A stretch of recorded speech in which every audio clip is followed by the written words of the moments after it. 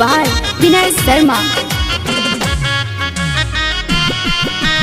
ये छठ मई गंगा जी के घाट पर बाट जो है नर नारी कब होई दर्शन तुहार।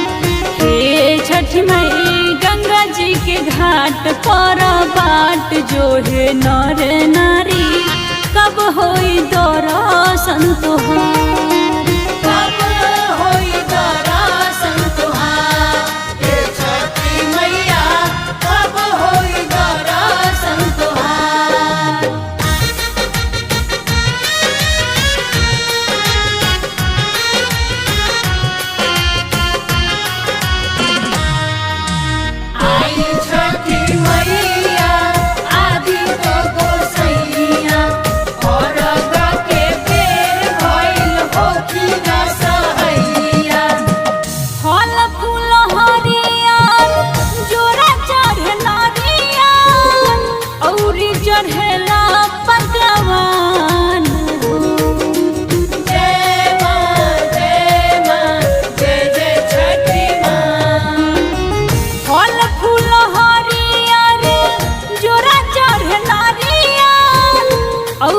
चढ़ेला पकवान हो।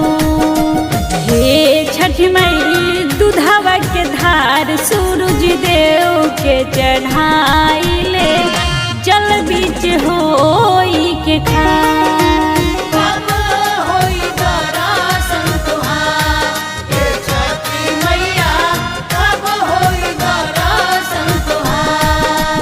Music by Vinay Sharma.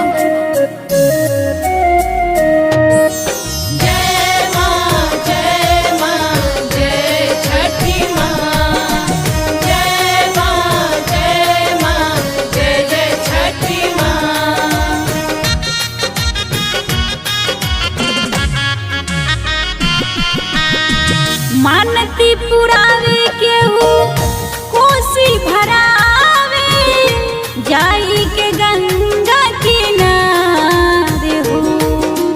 जय मां जय जय छठी मां। मानती पुरावे केहू कोसी भरावे जाई के गंगा किनारे हो। हे छठ मई संजय धर ध्यानावा आ चंदू गावे गानावा महिमा बव परम अपार।